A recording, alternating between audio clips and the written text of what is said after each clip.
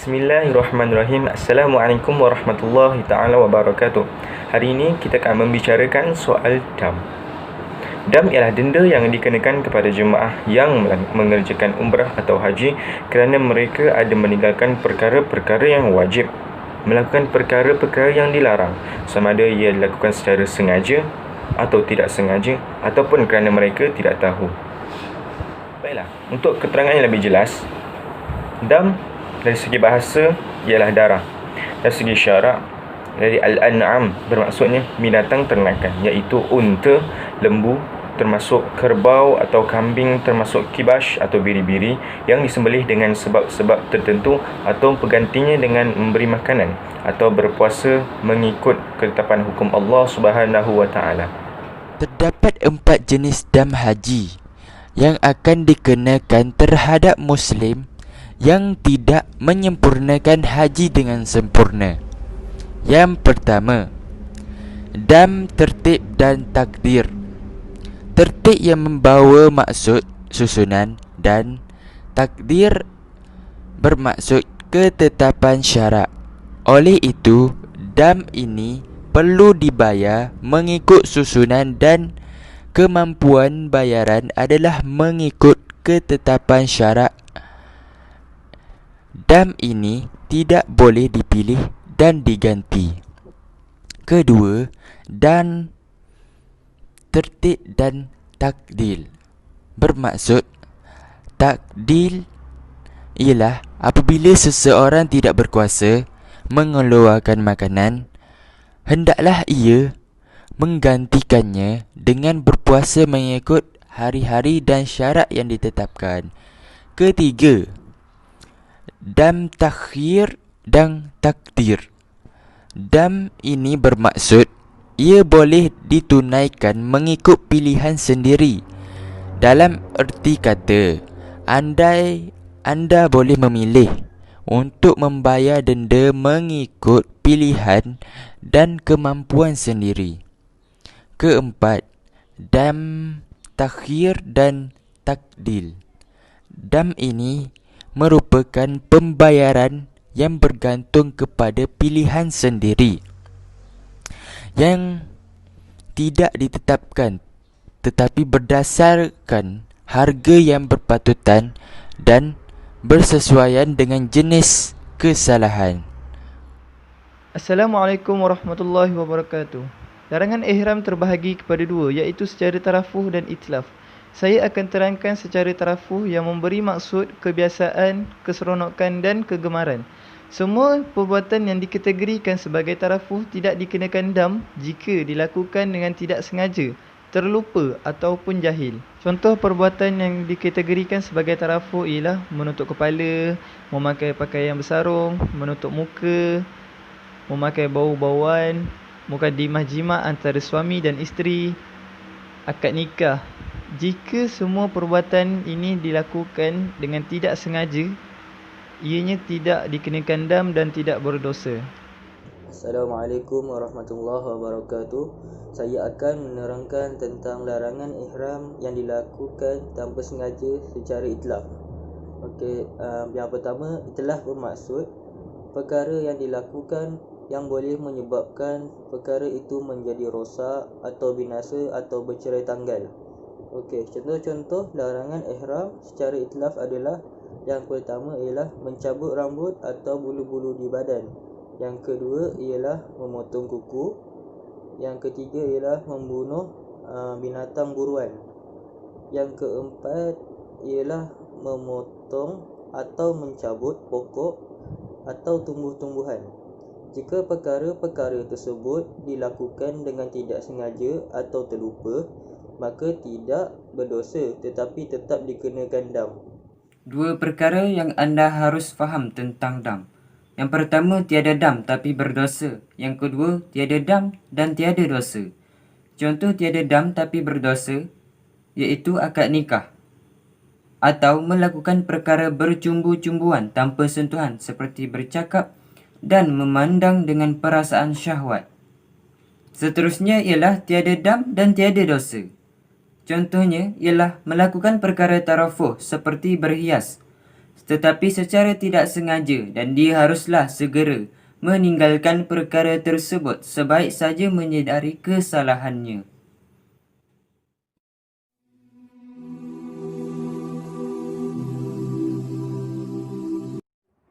Saya akan menceritakan berkaitan dengan isu-isu di dalam dam atau permasalahan-permasalahan yang berlaku di dalam dam bersama beberapa sahabat-sahabat saya yang akan dikupaskan dan dibincangkan sekali dengan jalan penyelesaiannya.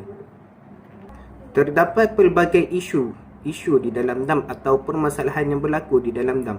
Antaranya ialah adakah dikenakan dam sekiranya syak rambut gugur. Antara persoalan yang timbul berkaitan dengan isu dam tadi ialah seseorang mempunyai masalah rambut gugur di atas katil lebih daripada 3 helai, tetapi dia tidak pasti semasa membuka serkut kepala ketika itu rambut itu gugur lebih dari 3 helai atau tidak. Adakah dia dikenakan dam atau tidak? Berdasarkan persoalan yang diajukan dan perbahasan ulama yang diberikan di dalam pelbagai kitab, dapat disimpulkan bahawa tidak dikenakan dam sekiranya tidak pasti adakah rambut yang gugur itu kepunyaan dirinya atau bukan disebabkan ikhtiarnya, atau syak adakah rambut itu gugur dengan sendirinya atau dengan usahanya. Oleh itu, dapat disimpulkan bahawa berdasarkan persoalan di atas, ianya tidak dikenakan dam disebabkan bukan daripada usahanya atau ikhtiar daripadanya. Ini seperti yang dinyatakan di dalam buku Soal Jawab Ibadah Haji, bahawa tidak dikenakan dam kecuali jika ia yakin rambut itu rambutnya dan gugurnya adalah hasil daripada perbuatannya, seperti ia menggosok-gosok kepala ketika mandi. Lihatlah Soal Jawab Ibadah Haji, Umrah dan Ziarah, cetakan Tabung Haji, halaman ke-159 untuk kepastian. Bismillahirrahmanirrahim. Baiklah, saya akan menerangkan tentang isu yang kedua, tentang isu dalam permasalahan fiqh. Ianya berbunyi seperti, jika kita berada dalam keadaan berihram, dalam masa yang sama kita berada di tempat sa'i, lalu kita ada membau wangi-wangian, adakah kita sebagai jemaah haji atau umrah dikenakan sebarang dam ataupun tidak? Bismillahirrahmanirrahim. Alhamdulillahirrabbilalamin. Wassalatu wassalamu ala ashrafil anbiya'i wal mursalin wa ala alihi wa sahbihi ajma'in. Salawat dan salam ke atas junjungan Nabi Muhammad sallallahu alaihi wasallam. Berbalik kita kepada objektif utama kita, iaitu bahan wangian. Maksud wangian tersebut ialah setiap apa yang dianggap sebagai wangi-wangian. Menurut adat setempat, penggunaannya adalah tidak lain tidak bukan adalah untuk berwangi-wangian. Maka diharamkan ke atas orang yang berihram, sama ada dia sedang melakukan haji ataupun umrah, untuk menggunakannya walau bagaimana cara sekalipun. Bersumberkan kitab Al-Takrirat Al-Sadidang halaman 504, berbeza sekiranya penggunaan bahan minyak wangi tersebut bertujuan untuk berwangi-wangian semata-mata, tetapi tujuannya adalah untuk perubatan atau merawat atau dimakan, sekalipun ianya berbau wangi. Sedia kita maklum, sesiapa yang melanggar pantang larang ini semasa sedang berihram dengan memakai wangi-wangian, wajib ke atasnya untuk membayar dam. Bagi kesalahan ini, dia diberi beberapa pilihan. Antaranya, pilihan yang pertama ialah menyembelih seekor kambing, atau pilihan yang kedua, memberi makan 3 gantang kepada 6 orang miskin, setiap seorang memberikan 1,5 gantang, atau pilihan yang ketiga ialah berpuasa 3 hari. Namun, Dr. Muhammad Al-Zuhaili pernah mengatakan bahawa jika seseorang itu yang sedang berkeadaan ihram, sedangkan dia berada dalam tempat yang berbau wangi atau yang berbau harum, seperti di kedai minyak wangi atau di sisi Kaabah di mana ada orang yang sedang mengasapkan ke Kaabah dengan membakar ud, maka dia tidak dikenakan sebarang fidyah ataupun dam. Akan tetapi, sekiranya dia berniat bertujuan untuk menghidu bau wangi-wangian tersebut, hukumnya adalah makruh sama sekali, dan sekiranya dia tidak berniat, hukumnya adalah tidak makruh. kepada perbahasan dan perbincangan sebentar tadi, saya menyimpulkan bahawa menghidu bau wangi-wangian secara tidak sengaja di kawasan sa'i ketika masih dalam ihram, hukumnya adalah tidak makruh serta tidak dikenakan sebarang dam. Lebih-lebih lagi, memakai wangi-wangian termasuk dalam perkara yang dimaafkan ke atas pelakunya sekiranya dia merupakan seorang yang jahil ataupun tidak tahu menahu.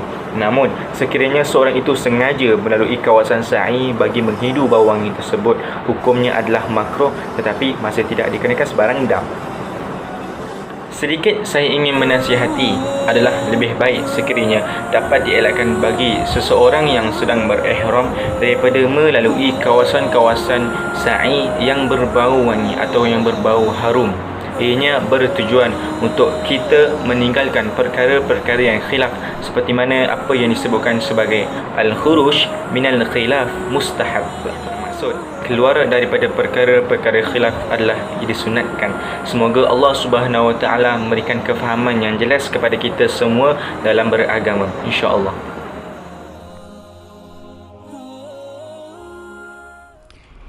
Saya ingin membahaskan tentang satu isu yang mana dia memakai deodoran supaya badannya tidak berbau. Dan soalannya, apakah yang patut dia lakukan? Adakah dia dikenakan dam kerana melanggar pantang larang dalam ihram sekalipun dia tidak tahu pada awalnya? Seseorang yang telah berada di dalam ihram hendaklah menjaga pantang larang yang telah ditetapkan oleh syarak. Sekiranya larangan-larangan itu dilanggar, maka individu tersebut akan dikenakan dam mengikut jenis larangan yang telah dilakukan olehnya. Terdapat sedikit perbezaan antara perkara-perkara yang dilarang terhadap lelaki yang berihram dan perempuan yang berihram. Larangan-larangan ihram, Habib Hasan bin Ahmad Al-Qaf di dalam kitabnya menyatakan di antara larangan-larangan ihram adalah menutup kepala, memakai pakaian berjahit bagi lelaki, menutup muka dan memakai sarung tangan bagi perempuan, berwangi-wangian, bersetubuh, memakai minyak pada rambut dan janggut, memburu dan mencabut atau membinasakan tumbuh-tumbuhan di tanah haram. Hal ini adalah berdasarkan kepada sabda Nabi Muhammad sallallahu alaihi wasallam daripada Ibnu Umar radhiyallahu anhu, yang mana seorang lelaki telah datang bertemu baginda dan bertanya tentang pakaian apa yang perlu dipakai oleh orang yang sedang berihram. Dan jawab baginda sallallahu alaihi wasallam yang bermaksud, jangan dipakai baju serban seluar jubah yang ada penutup kepala, kuf iaitu stoking kulit, kecuali jika seseorang tidak mendapat selipar, maka pakailah kuf yang telah dipotong apa yang menutup bahagian buku lali, dan janganlah memakai pakaian yang telah terkena zafaran atau wars, iaitu sejenis minyak wangi. Oleh itu, kita ketahui bahawa memakai wangi-wangian ketika sedang dalam ihram adalah termasuk dalam larangan tersebut, sama ada bagi lelaki ataupun perempuan. Oleh itu juga, penggunaan deodoran semasa dalam ihram adalah dilarang kerana ia termasuk di dalam perkara berwangi-wangian dan bukannya seperti sabun yang bertujuan untuk menyucikan badan. Sesiapa yang melanggar pantang larang ini semasa sedang berihram dengan memakai wangi-wangian, wajib ke atasnya membayar dam. Bagi kesalahan ini, dia diberi pilihan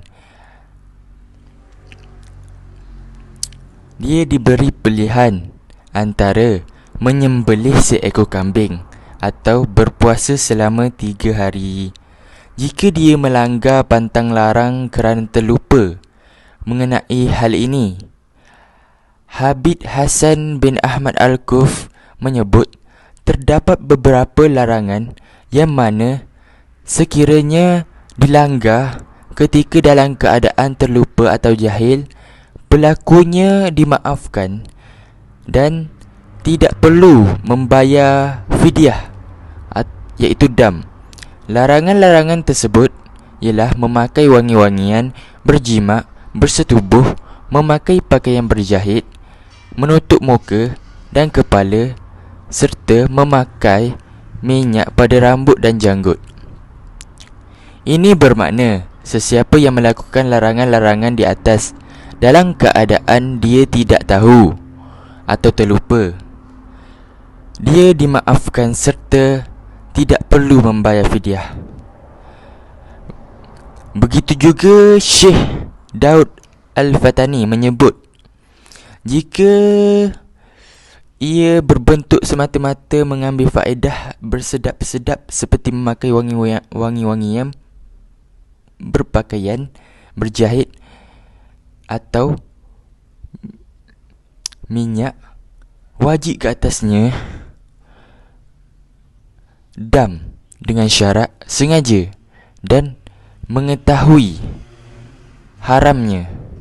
Hal ini adalah sebagaimana riwayat Ibnu Abbas radhiyallahu anhu, Nabi Muhammad SAW bersabda yang bermaksud, sesungguhnya Allah mengampung kesalahan yang dilakukan umatku kerana tersilap, terlupa dan dipaksa. Oleh itu, jika seseorang yang sedang berihram tidak sengaja menggunakan deodoran atau seumpamanya kerana terlupa atau tidak tahu, maka dimaafkan serta tidak dikenakan dam. Akan tetapi dia hendaklah segera menanggalkan atau menghilangkannya saat dia sedar atau tahu akan perkara tersebut. Isu yang saya akan bincangkan berkaitan dam ialah, bolehkah bayar dam di Malaysia? Pembayaran dam adalah denda yang wajib dilunaskan oleh setiap jemaah yang melakukan perkara-perkara yang melanggar syarat-syarat ketika menunaikan haji atau umrah. Mengikut kebiasaan, majoriti jemaah haji Malaysia menunaikan haji di Mekah dengan cara tamatuk. Jemaah yang menunaikan haji dengan cara ini akan dikenakan dam tertib dan takhir kerana melakukan ibadah umrah dahulu disusuli dengan ibadah haji selepasnya. Allah Subhanahu Wa Taala berfirman di dalam Al-Quran, barang siapa yang ingin mengerjakan ibadah umrah sebelum haji, wajiblah ke atasnya menyembelih korban yang mudah untuk didapati.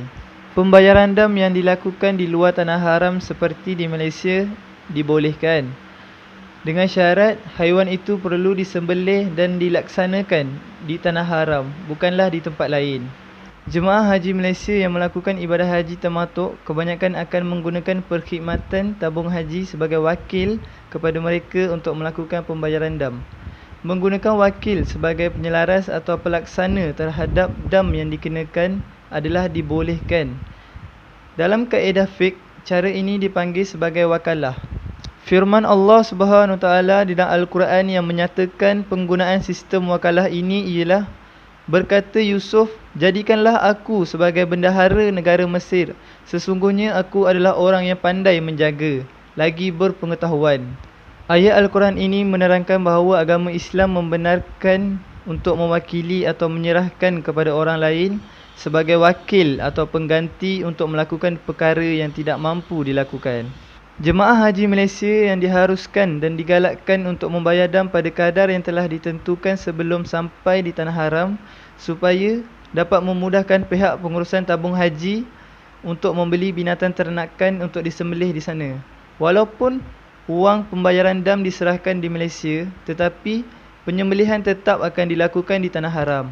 Firman Allah Subhanahu Wa Taala di dalam Al-Quran, Bagi kamu pada binatang-binatang hadiu itu ada beberapa manfaat sampai kepada waktu yang telah ditetapkan. Kemudian tempat wajib menyembelihnya adalah setelah tiba di Baitul Atiq, iaitu Baitullah.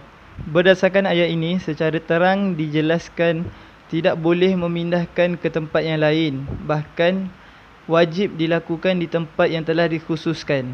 Maka pembayaran dam dengan maksud penyembelihan haiwan wajib dilakukan di Mekah dan dibahagikan kepada fakir miskin di Mekah. Wallahu alam. Daripada saya Muhammad Syazwan bin Hasan. Assalamualaikum warahmatullahi wabarakatuh. Seterusnya saya akan mengupas tentang isu dam, iaitu penggunaan pelembut kain untuk membasuh kain ihram. Okey, seperti mana yang kita tahu, berwangian merupakan perkara yang dilarang ketika di dalam ihram.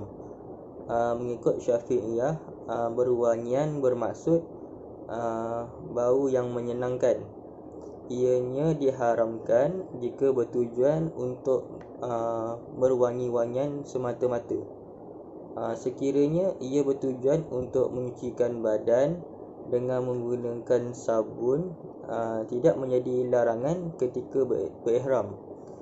Menurut Dr. Wahbah Zuhaili di dalam kitabnya Al-Fiqh Al-Islam wal Adillatuhu, tidak menjadi larangan dalam Syafi'iyah membasuh badan dan kepala dengan menggunakan sabun tanpa mencabut rambut, dan lebih utama meninggalkannya. Berdasarkan pandangan fuqaha, penggunaan kain ihram yang berbau wangi setelah menggunakan pelembut kain selepas berniat ihram adalah tidak boleh dan dikenakan dam tahir dan ta'dir. Persoalannya, bolehkah menggunakan pin baju pada kain umrah sewaktu ihram?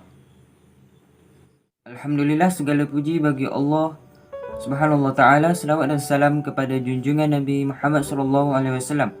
Seseorang yang berada di dalam keadaan berihram perlulah menjaga larangan-larangan yang telah ditetapkan oleh syarak, dan sekiranya melanggar larangan-larangan tersebut, maka individu tersebut akan dikenakan dam mengikut jenis larangan yang telah dilakukan olehnya. Nabi SAW bersabda, jangan dipakai baju serban, seluar, jubah yang ada penutup kepala, khuf iaitu stoking kulit, kecuali seseorang tidak mendapat selipar, maka pakailah khuf yang telah dipotong apa yang menutup bahagian buku lali, dan janganlah memakai pakaian yang telah terkena zafran atau wars, sejenis minyak wangi. Hadis riwayat Al-Bukhari. Berbalik pada soalan memakai pin pada kain ihram, Syekh Daud Al-Fatani secara jelas telah menyatakan di dalam kitabnya mengenai perkara-perkara yang diharamkan ke atas lelaki semasa berihram, iaitu tidak memakai pakaian yang dapat menutupi seluruh tubuh atau bahagian-bahagian anggotanya, seperti memakai sarung janggut sama ada yang dijahit, ditenun atau disemat dengan seumpama jarum atau sebagainya. Namun begitu tidak menjadi kesalahan dengan disangkutkan sesuatu pada badannya seperti tali pedang atau tali masyaf atau tali ikat pinggang dengan diselitkan atau dengan satu ikatan tanpa disimpulkan. Ibnu Qudamah telah meletakkan satu fasal yang khusus mengenai larangan mengikat kain rida, iaitu kain ihram bahagian atas. Oleh itu, tidak boleh orang lelaki yang berihram mengenakan butang pada kain ihramnya, iaitu pada kain rida, atau menyilanginya dengan duri atau jarum atau jahitan, kerana perkara tersebut mengambil hukum al-makhid. Namun dibenarkan untuk mengikat pada izar, iaitu kain ihram bahagian bawah, kerana dia berhajat padanya bagi menutup aurat, iaitu supaya tidak jatuh, seperti mana dibenarkan memakai pakaian pada wanita yang berihram. Imam Al-Nawawi juga telah menyatakan perkara yang sama, iaitu dibenarkan mengikat pada kain izar tetapi tidak boleh pada kain rida. Demikianlah juga tidak boleh menyilangi kain rida dengan butang atau duri atau jahitan. Akan tetapi boleh untuk dia menyelitkan dua hujung kain rida ke dalam kain izar. Di dalam resolusi Muzakarah Haji peringkat kebangsaan kali ke-29 pada 20 hingga 23 Rabiul Awal 1434 Hijrah bersamaan 1 hingga 4 Februari 2012 telah memutuskan mengenai pakaian ihram lelaki bahawa dalam mazhab Syafi'i, jemaah haji lelaki semasa dalam ihram dilarang memakai kain ihram bahagian atas iaitu rida yang dijahit Z-on, velcro atau pin atau dibutangkan atau dizipkan. Begitu juga kain ihram bahagian bawah izar dilarang menggunakan jahitan getah pada bahagian pinggang.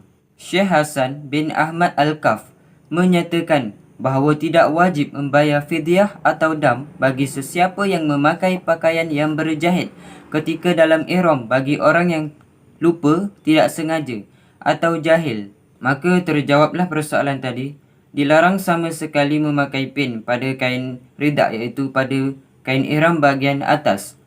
Manakala sekiranya dia memakai pada kain izar iaitu pada kain ihram bahagian bawah, itu dibolehkan kerana untuk menutup aurat.